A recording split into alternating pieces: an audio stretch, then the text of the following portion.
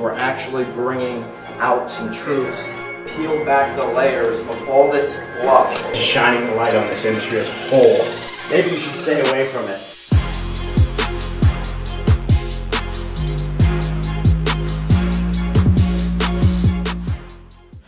Hi everybody, welcome to Real Estate Raw and Uncut. This is episode 122. I'm Byron Lazine, he's Tim Beret. And we've got a really interesting topic. It's about how to get divorced for everybody out there looking to potentially... Not how to get divorced. Oh, not how to get divorced. It's easy. If you want to, I can tell you there are a bunch of ways to get divorced. Adultery. You don't have any experience in that though? I do not. Fortunately. No. But anyway, I am studying because I'm becoming a divorce specialist in the state because there's only one other person. What does that mean? Like, you know, if I was a consumer and I see divorce specialists, am I to believe you're just preying on the weak, or what? No, it's actually the advice. I think it's not only to help other people, but it's to protect myself, because I don't know how many times I have gone out and represented divorcing couples. Right. Because was it like 60-70% of couples get divorced?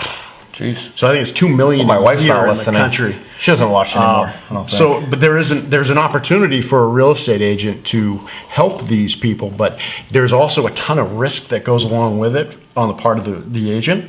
Because most agents are like, what? If there's a potential to get a listing, what do you do? Right. Just take it. Take the listing. Right? So what's the risk? What do you mean by risk in terms of the agent favoring a one side of the... Well, I think that's the perceived risk of the consumer. Okay. Right? They believe, like, for example, if the husband calls you to do a competitive market analysis, obviously the wife is going to say, well, hold on, he chose that person, so that value probably isn't accurate. That's the hardest situation I've had with divorces is maybe one of the, either the husband or the wife really truly wants to sell more than the other one. Right. So it's like, okay, the one that doesn't want to sell wants to list it for 25% more than market will bear. Right. So what I'm hearing and what I'm studying is that when Lucy just stepped in. How are we doing, Lucy? I'm doing well. Awesome. You want to come in, do a cameo? We're talking about divorces, so Lucy has no experience in this either. So anyway, what... On the personal side, that is. That's it. So, yeah, exactly. For business, she may be very good at the divorce side of things. So what happens is an attorney will typically call, and they're going to call an agent. They can either call an appraiser. Okay. And, an appraiser is in the $350 plus range to get an appraisal done. So a lot of these attorneys will try to utilize the services of an agent or call in a favor. A lot of attorneys involved in these divorces. Oh my gosh. So the husband and the wife, or the husband and the husband and the wife and the wife, they've got each their own attorney. That's right. Yeah, exactly. So so let's say one attorney calls one agent, calls in a favor. The other attorney calls in another agent. So most of the time, the agents are very willing to take their time and just go out and do a competitive market analysis, especially if it's for free. An agent that's helped them in the past. That's right. With lead, whatever. Agents they want to feel busy a lot of times. Oh, absolutely. So, but what I've learned is 9 times out of 10. That agent that is called in will not ever get the listing. Why is that? They're not going to get the listing because if you're working on behalf of the attorney who represents the husband, then the wife's attorney and the wife are probably going to look at it as though you handpicked that agent. Well, because they handpicked their attorney. They drink beers on Thursday nights and watch the game, and then they... this attorney golfs with the agent. So depending on the scope of that analysis, maybe the husband wants it to come in low. Okay. Maybe the wife wants it to come in high, or vice versa. Okay. Right? So you've got this, all of a sudden 2 agents have spent this time, and they're not going to use either of you. So what ends up happening? You end up, both of them say, okay, well, we need to go neutral.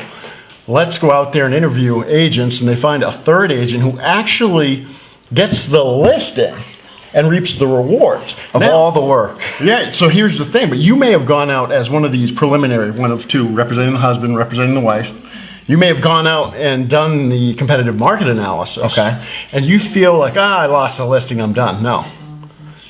Maybe not. What if you get subpoenaed? Do you have to go? You have to go. So let's say that this thing is set for, 2 weeks from today and it's at 9 a.m. Well, maybe it's 1 o'clock in the afternoon. The judge he's backed up. So you go at 3 o'clock. Yeah. Or they decide, hey, we don't need you today. We're going to do it next week. So you spent an entire day rearranging your schedule. Right. Yeah. And you charge nothing. So my advice here, and through this for course, agents and brokers, if you're going to do one of these competitive market analysis with the vision of getting the listing, charge for it. right? Charge for it. Absolutely. And also on know top your of that, value. Like know what an hour of your time is worth. We've done the study, and I know so many brokers and agents do this study throughout the year. It's like, okay, where am I spending my time? How much time am I working? What's my hour worth? What are you worth? Right. So not only are you going to charge for the competitive market analysis, which may be a couple $100, whatever it is, Yeah. we're not going to set a price because I don't think we can. No. So, No. but what if you get subpoenaed?